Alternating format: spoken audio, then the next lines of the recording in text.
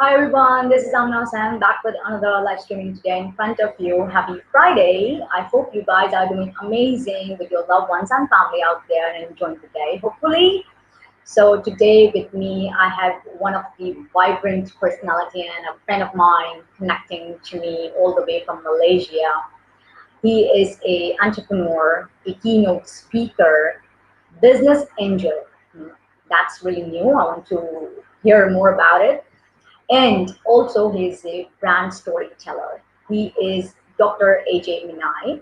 I would be inviting him in a couple of minutes, and we will be discussing today about storytelling. How it is, how to become a storyteller, what is the idea of telling the stories to people and inspire them by your words, by your messages, by anything you speak. So we would be discussing the same thing, and you are more than welcome to join us. And let me know that from where you're watching and where you are tuning the show. How are you doing today? I would love to listen the comments, the feedback, and any type of questions related to storytelling. Any type of message you want to share to people out there, or you want to ask from AJ, so we would be delighted to appreciate and acknowledge at the same time. And also tell us in the comments on the feedback that are you a storyteller or you are struggling to become a storyteller. So feel free to connect and let us know. So before further ado, I would like to invite Dr. AJ Minai. How are Hello, you? everybody. I'm very well. And 2021 has turned out to be a much better year than I think a lot of people anticipated. So I'm very grateful, not just to be here, but also very grateful to be alive, to be healthy. And of course, all of us, whether we're on LinkedIn or offline in real life, we are doing what we have to do to make an impact in the world. And I certainly hope that this platform and this conversation that we have today has some level of impact and value for anyone who's listening in. So happy to be here, Amna. Thank you.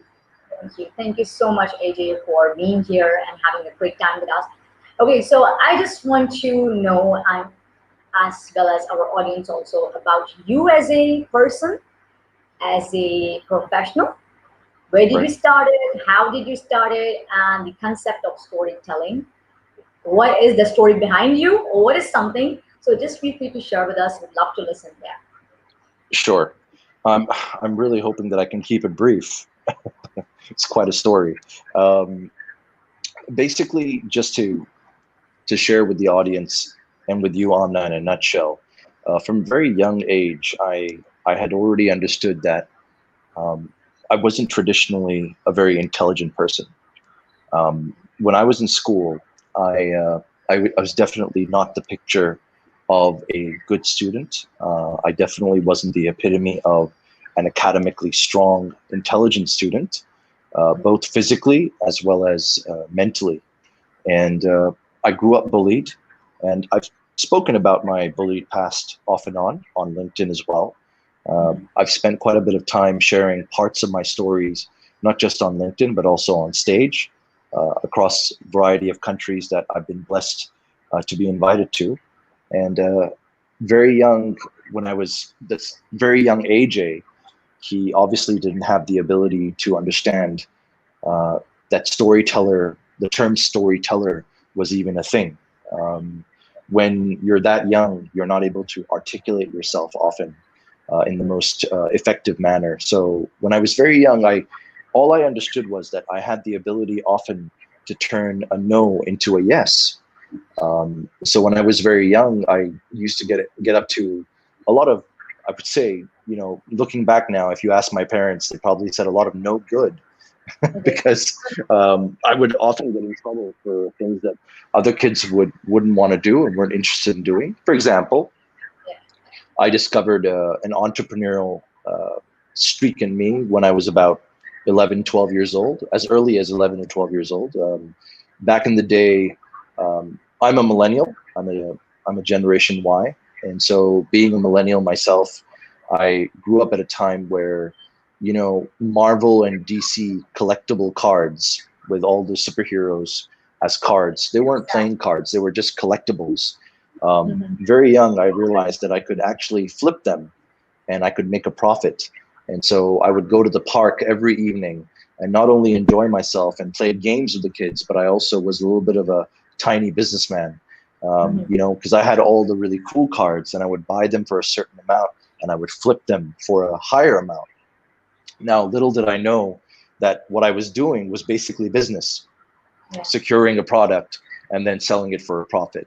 Now, of course, that got me in trouble often because I would obviously overinflate pricing often and get in trouble with kids much older than I was, Right. because they would come back ringing my doorbell and saying, you know, you tell my mom and complain to my mom that, Auntie, your son has sold me this card for at least, you know, 100 or 200% more Okay. than what Okay. it's actually worth.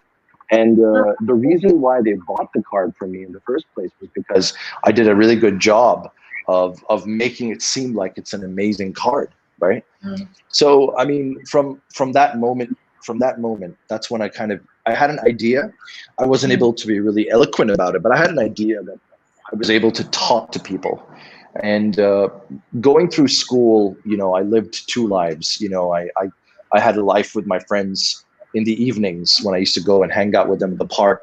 And these were Mhm. people that I knew outside of school. And then, of course, when I was in school, I had another group of friends. And unfortunately, from the ages about 9 all the way up to about 16 or 17, I was, not to exaggerate, but I was savagely bullied.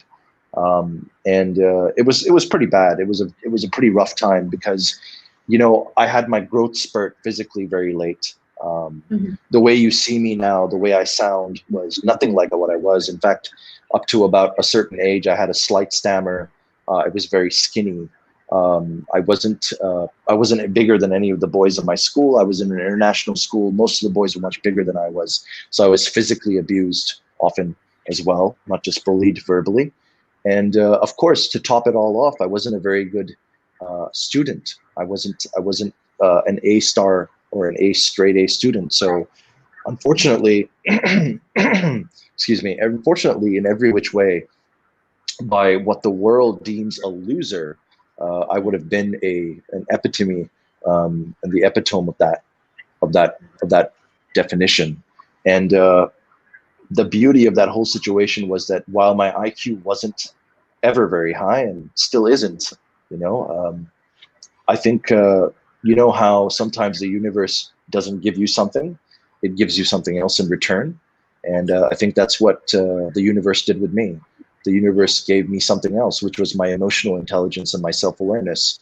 And I developed that, you know, when no one else wants to be your friend, you learn to become friends with yourself. And therein began my journey where I started to observe people. I had a lot more time compared to the popular kids in school to really Mhm. be able to observe people, to understand what makes them tick. Why do they say what they say? How do they build relationships? What do they say? You know, and this, in some ways, supercharged. I suppose it supercharged my emotional intelligence to a certain extent. And while Mhm. the popular kids were having fun with their friends and they were distracted by parties, by studies and all of that stuff, I would often be exiled and alone in school, and nobody would be really my friend. So I decided to dedicate myself to other things, which was my self-awareness. And I suppose looking back now, everything that happened, including all the bad things, part of that bullying that I went through, was all part of the plan, part of a much bigger plan. Because if that didn't happen, I'm fairly certain that I wouldn't be here in front of you, where I am in life today. So that's a little bit about me. That's the earlier version of A.J Minai, and I guess I'll talk a little bit more about what I do now currently and what I Yeah. plan to do in the future. In the other questions that you'll be asking me later on in this interview. Exactly, absolutely. And again, it's so much like fruitful to hear your story. And from there, you became a storyteller. Yeah. And now again, I mean, like most of the people feel difficulty telling your personal stories actually to the world. They don't open up. They don't, feel comfortable in sharing. But again, it takes courage actually to just sum up your thing, sum up your story, and just speak so that we can give a message to people who are Thank listening you. to you. And the people who are suffering again. in the world and different things, Right. from there the storytelling begins. So again, I just feel that it's a unique art to speak, actually, right? So It's both an art and a science. yeah, I was saying it was both. I'm sorry, I don't know if you heard me, but I said it's both an art and a science. absolutely. And the reality is that there are so many different variables that come into play when someone decides that they would like to become a professional brand or Mhm. business storyteller. Right. And I'll share a little bit about that as we speak during the course of this conversation, because I think there is a lot of misunderstanding, and I think there's a lot of oversimplification of the term storyteller today. Hmm. Every third or fourth person today likes to call themselves a storyteller. Hmm. And again, I'm generally an optimist in life, both in business as well as in general in my relationships with people. I choose to see the good in people more than highlighting the bad, and Hmm. therefore I think there is also a certain element of being realistic. Someone who just knows how to tell stories Hmm. isn't in the position to go around saying that I'm a storyteller. That isn't actually what a storyteller is. A storyteller is both an art and a science, and it requires you to use both your heart and your mind. I think a lot of people have oversimplified the concept of a storyteller by thinking just someone who's good at communicating stories with a bit of imagination automatically should call themselves a storyteller. That's quite a big misconception and a misnomer in the market today. Yeah, absolutely, exactly. And even while listening to you, I am thinking about myself also. What did I go through? It's not an easy task. Again, you're absolutely right. It's about your heart and your mind. You bring it together, and then you speak, and then you connect. Right. It's a really, Absolutely. really another level of talking to people. The storytelling, Agreed. It the is. It process. is in many which ways very much attached to your emotional intelligence and not just your gift of gab. And it requires you to have a variety of different experiences in your life, both from being not just an eloquent speaker, but also a businessman or a businesswoman, being a effective negotiator, being an effective, I would say to a certain extent, NLP plays a huge part of the process as well. I've always realized, I've always recommended to my clients as well as myself, having been NLP certified, I've always realized that using neuro linguistic programming as part of your conversational tone as a storyteller is also important. And there are quite a few other variables that I won't go into too much of detail right now for the sake of time. But yeah, certainly. Exactly. Yeah, the same thing again. How it brings change in life and career for you also, and if you want to convey a message to the people who are there listening and who want to learn, basically, Right. what change I it think can. I think I think there are two dimensions of this question. Um, at a professional level, Mhm. storytelling is not at all new. Uh, Storytelling isn't something that is new. In fact, since the very beginning of time, storytelling has been around. It's been something that has been utilized since the very early days of mankind to communicate hope and to communicate something larger than yourself. And fundamentally, that's exactly why I became a storyteller. Mhm. As someone who went through I would say considerable amount of time, a Mhm. substantial amount of time, where I was definitely questioning my place in the world, questioning where I go, what do I do, and not quite understanding that what I really was meant to do was looking at me right in front of my face. It was right there under my nose. And I think that's a very deep lesson. Storytelling allows you not just to develop the patience to seek out other people's story. Not only does it allow you to build the patience to listen to other people's story, but it also forces you to visit places inside of yourself that ordinary folks wouldn't. Mhm. Ordinarily people wouldn't want to visit those areas because some of them are painful, some of them are Some of them are memories that hurt. Some of them are things that are very sensitive to you. Some are things that, you know, you don't want to face because you're scared of them. But all in all, if you truly want to become an effective storyteller, you need to use every inch and every fiber, not just of your voice, but of your being, to be able to impart hope on the audience, to impart hope and to incite them with something that they can imagine. Because you're not using a TV screen or you're not using graphics. You're only one person standing in front of a crowd of people, and you're given a certain amount of time, 30 minutes, 40 minutes, 1 hour, 2 hours. And that's the difference between a very boring lecture. No offense. I hope none of my teachers are listening to this, but you know, there were some classes in school that were extremely boring. And it wasn't the subject that was boring. It was just the manner in which they were delivered by this teacher. And unfortunately, that subject became boring and very difficult to learn because the teacher just simply did not understand the value of storytelling. And they weren't storytellers. They were simply people who were talking from a textbook or talking from slides or sharing the basic informational value with no emotion and no intensity and no imagination. And therefore, storytelling can bring an immense amount of benefit. It doesn't matter where you are in life, whether you're a student looking for a job just out of college, whether you're a professional looking for his next job, his or her next job, whether you're a CEO looking to breathe life in an organization that's gone through a hard time.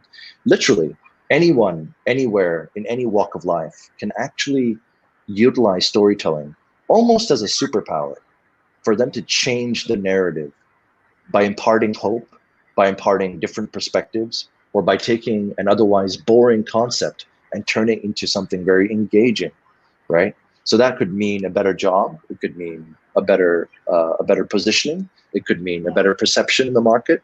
It could mean so many things. And storytelling is truly a wild card. It's a wild card skill because it can be used in any industry, irrespective. It can be used in oil and gas. It can be used in technology. It can be used in botany. You name it. Storytelling is something that's part and parcel of our DNA. And I believe storytelling is so important that why else do, when we go to sleep at night, why else do we have dreams? What are dreams? Dreams are stories, right? Yeah. So when you sleep, even the mind and the body and the heart, even they know the importance of stories, because when you sleep, your body and your mind and your heart keeps telling you stories in the form of your dreams. That's how important stories are. So I mean, like, it's more when you were saying that we are actually knowing ourselves. So I think it's kind of like a purpose also, finding your yes, purpose, your indeed, existence in indeed, this world, and it then certainly is. yeah. You see, the beauty of being a storyteller is, or perhaps let me rephrase that, the beauty and the benefit of being an effective, authentic storyteller, because we have to be a little bit cautious as well. As I mentioned earlier, there are a variety of different types of storytellers out there in the market, and many of which that have simply used the term storyteller as a marketing buzzword with no actual substantial evidence, research, intellectual property, frameworks that have been built around their approach to storytelling. And you have to be very careful, because these are the people that often feel that just because I can tell a good story, I'm automatically a storyteller. And these are also the same people that will use this superpower for their own personal gain, right? They're not doing it for gaining, for giving people hope. They're doing it to gain something for themselves. And when that happens, you are basically using the storytelling superpower as something of a villain. You're not you're not a hero, you're a villain in that story, because you are then manipulating people's minds with your gift of gab, and you are misleading them. And you can do that in many ways. You can mislead them to buy a product that truly isn't what it says it is, because you're a good storyteller. You can mislead them to be part of a project or an investment when you yourself understand or know at the back of your mind that it isn't what it claims to be. So these type of storytellers, unfortunately, have inundated the market. They are flooding the market. A lot of these storytellers are people that definitely should be vetted And, conversations like you and I are having, these Yeah. conversations need to happen more often with storytellers that can back up what they're saying with their training programs, with actual track record, with testimonials on LinkedIn, with references, so people can understand that, okay, there is a difference between someone who decides to call themselves a storyteller versus someone who is an actual, real, effective storyteller. Now, coming back to my point on what you asked earlier, when it comes to purpose, Yeah. yes, when you are truly an effective and authentic storyteller, unlike the categories that I've mentioned on the other side that you just stay away from, but when you're an effective one, you realize that in order for you to be an effective and growing professional in your field of storytelling, you realize that one thing is very key. You are not to be obsessed with your own story. You are to be in service of securing as many other people's story as you can. Your job as a storyteller is to use the experiences that happen to you Mm. from someone else and to reflect value from that experience. Your job is not to constantly glorify yourself by, Exactly. for example, for example, again, this isn't for the sake of boasting, but if I go around telling people that I'm a two-time TEDx speaker, I'm a Forbes Council member, I'm part of a research tank in the Harvard Business Review, I'm an advisor for that, all that stuff, I can do all that stuff if I want to, but really, that is a extremely rudimentary and crass and crude way of calling yourself an effective storyteller. That isn't effective at all.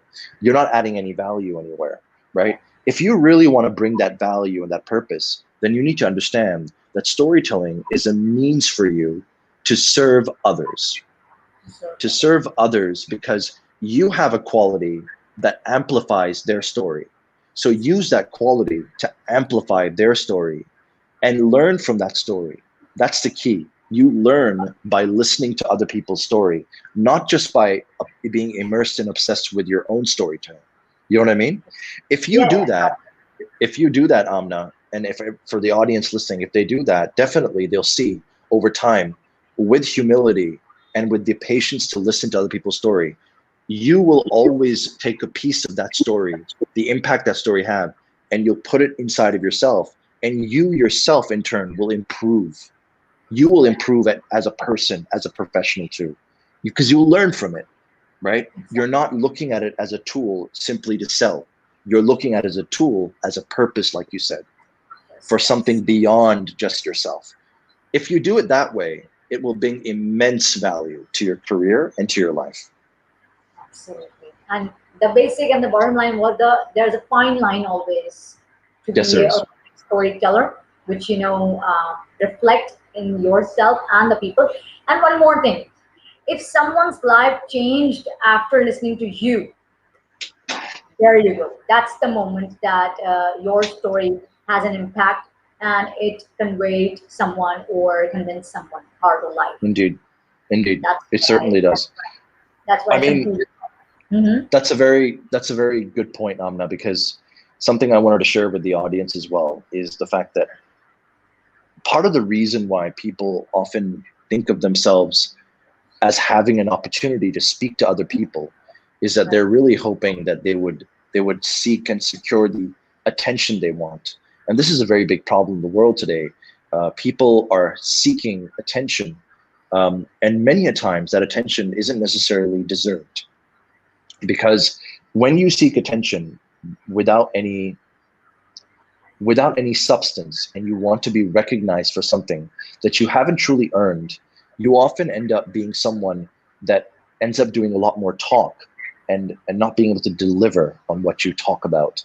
Now, one of the things that I've always realized when I look at myself, when I was much younger, I was one of these people that was making this mistake too, because I was very good at talking, I was gifted with eloquence to talk, but I didn't have the experience and the substance to back myself up. So I Mhm. realized about 7, 8 years ago that has to change. And I spent a lot of time immersing myself in truly understanding business, understanding entrepreneurship, understanding processes within the business, understanding HR, understanding new age emerging technology. You need to be able to truly understand that when you listen to a story, It is the opening gateway. It is the opening for you to step into a deeper assessment of that knowledge base. You know, just being a storyteller who knows stories isn't good enough. You need to be able to research those stories. You need to learn from them. And then you need to be able to go deeper into that subject matter. If you do that, then in time you'll realize that you'll become dangerous enough to comment on just about any topic. You'll have a wide range and wide view of being able to topic and speaking on those topics. And not only will you speak on them, but people will also see a lot of sense in what you talk about. They'll see a lot of value and would say, it's not, there's one thing to speak about something and everybody in the room is thinking, wow, this guy's full of shit. Pardon my French. But then there's also the people that, when they say something, there's weight in what they say. And that is the key difference. That's the key difference between a good storyteller, an effective one, versus one that just likes the sound of their own voice. So, Absolutely. Indeed. Yeah, exactly. So coming to the same point now, to learn how to be a great storyteller. We have discussed a lot of points that really includes in this, that how one can be a good storyteller, or if you want to say something that one or a unique factor should be there, or we should be learning a unique factor to become one great storyteller, Right. I believe. Like you. Okay. Whenever I hear your name, I think of your name, I see your name. Oh, okay, brand storyteller. AJ is there to tell the stories, and that's how we connected. I resonated by what you spoke, and when I saw you, that's how we Thank you. connected. Very What is kind of something? you. Yeah. So what Thank is you. something, again, I want you to just tell our audience, and to me even Right. also for my learning, to become a great storyteller. Well, it's I to put things in perspective, Amna, this question is basically a 2 days training program that I typically provide to audiences and companies. So you're asking me a question and you're asking me to summarize what I would typically take about 2 days to be able to impart on people. This is the key question, right? Of course, a lot of businesses, from Fortune 500 clients that I service down to one-man companies that are solo startups, they all ask me this question, like, how do I become an effective storyteller that will add to the bottom line and the revenue of my company? I wish I could answer that question within a couple of minutes, but unfortunately I can't. But I can summarize high-level points for the sake of this interview, and I can bring it down to about 3 points. And I think these 3 points, if you generally hold on to these 3 points, you will be able to do justice to the ability to deliver a story that's memorable, right? Number one, always find an emotional angle Okay. to divulge your story. So if for example, let me give you an example so that the audience and yourself can understand deeper. Yeah. Now, I'm sure you've heard of a technology called the blockchain, right? Yeah. You've heard about the blockchain. Now, ordinarily, when you go on Google and you type in blockchain, what are the Google hits that you receive? They're very informational, they're very technical, they're quite dry. And honestly, if you were to take one of those hits on Google and stand up in front of an audience and just read out that entry on Google, you would bore people till they just eventually pass out, fall asleep, or leave the hall, right? Now, that brings me to my first point. How can you take something that is otherwise a very dry concept, a very technical concept, a very intense concept? How can you bring life to it? You bring life to it because you don't talk about the technology itself. You talk about the value it has on human beings. So you humanize that narrative. Number one, when I say bring emotion, I mean humanize every story that you tell, right? Because if you're going to go out there and you're going to talk to people and you're going to converse with them, whether it's in a meeting or whether it's sitting down with loved ones or it's just over coffee with friends, in any moment in time, if you can humanize a story because you connect it to the human value as to what that technology, that product, that service provides, how it changes or solves a problem in someone's life, then you will be able to start understanding the very basic blocks of an effective story, right? Number one, humanization. Number two, every story has an arc. always remember the arc. So number one, humanization. Number two, the arc. Now, what is the arc? The arc is when we were kids, we would hear stories that would start off with once upon a time. Am I right? Yep. Right. Now, if you can visualize it in your head, every story has almost always minimum three parts, maximum five. But let me just go with the simple version of it. Let's just talk about the three parts. What are the three parts? There's the beginning, which is the once upon a time. And then there's the middle, that is the story in itself with its impact. And then there's the end, which is they all lived happily ever after, right? Yeah. These are the three components. Now, if you look at films, even modern day films, you can actually dissect almost every film that you'll ever see into these three rough parts, right?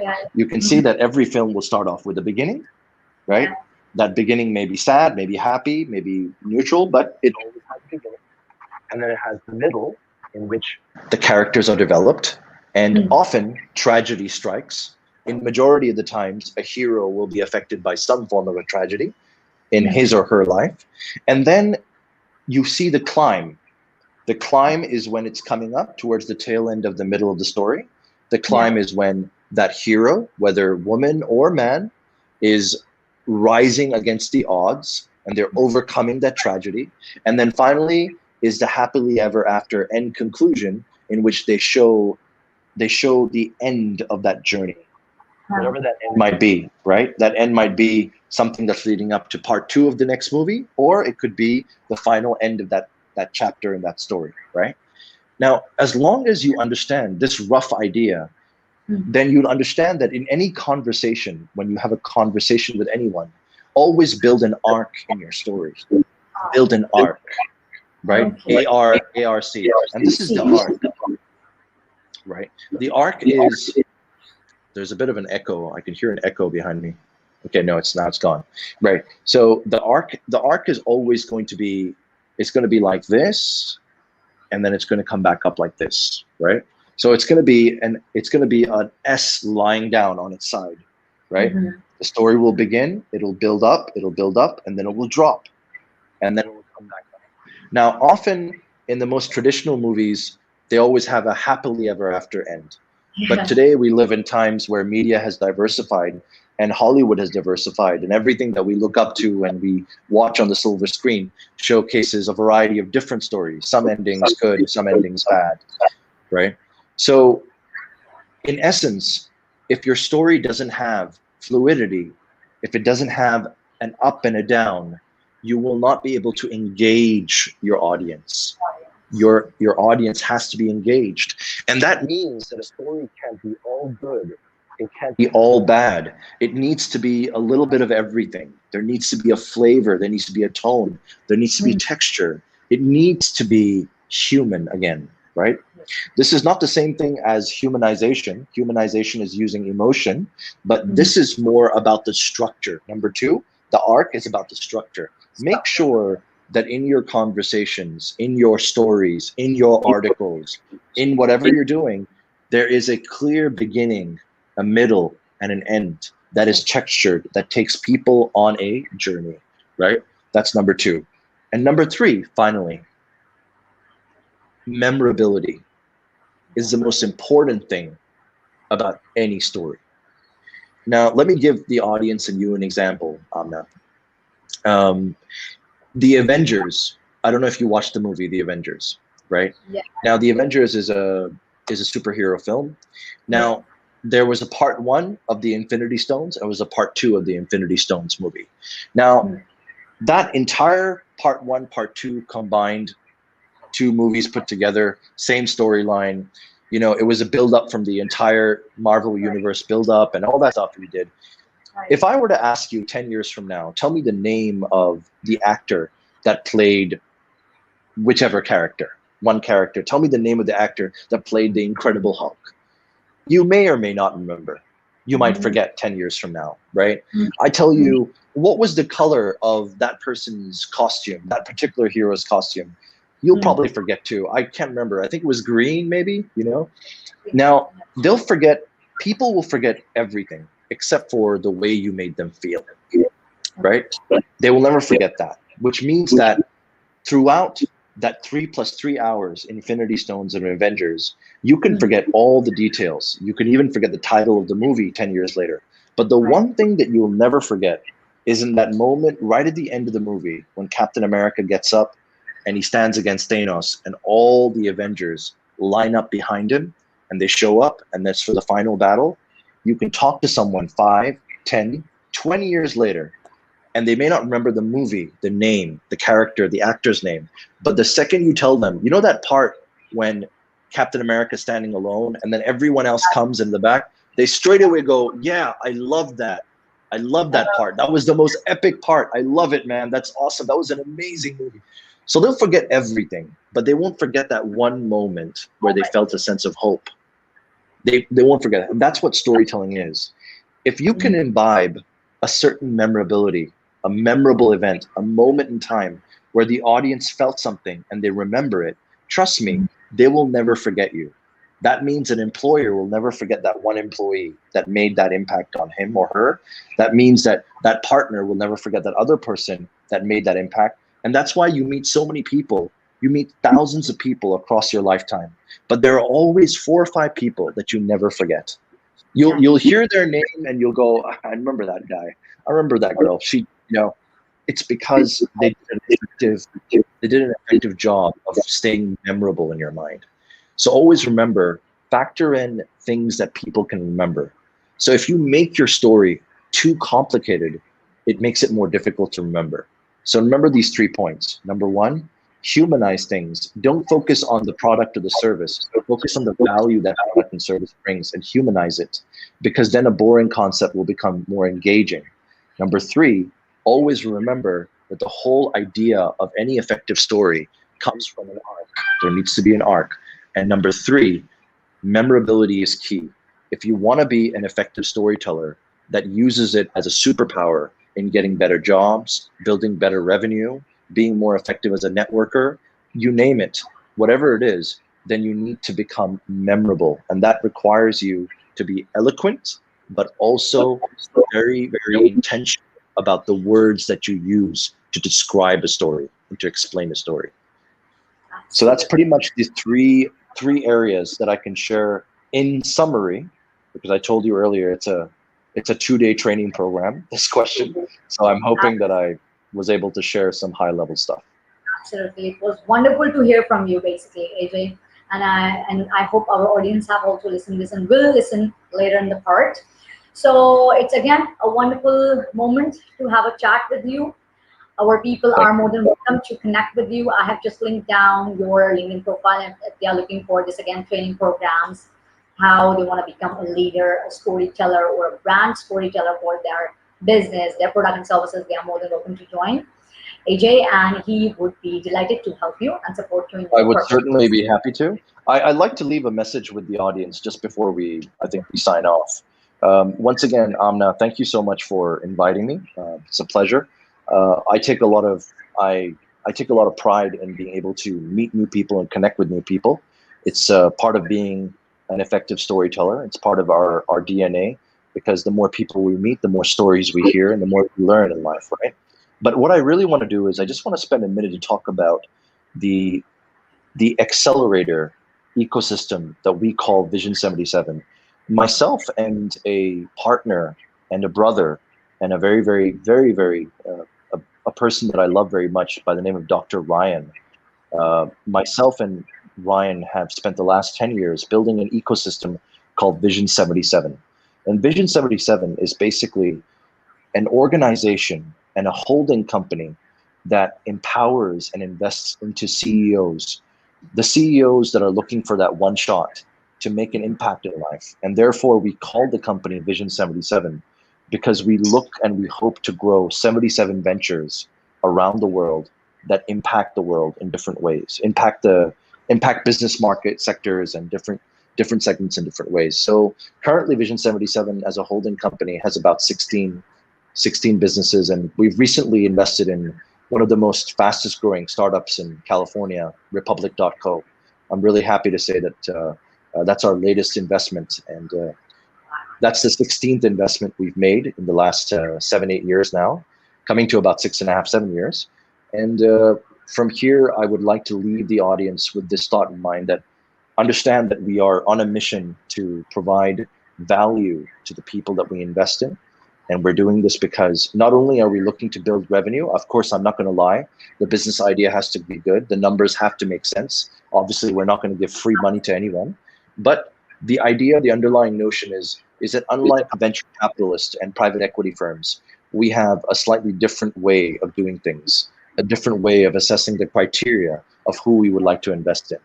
And so therefore, I would urge everyone, if they get a moment, if they're free, to check us out at 77.vision. That's our website, and find out more about us. And if you ever got a business plan that you think is something worth skyrocketing, feel free to reach out to me and DM me on LinkedIn.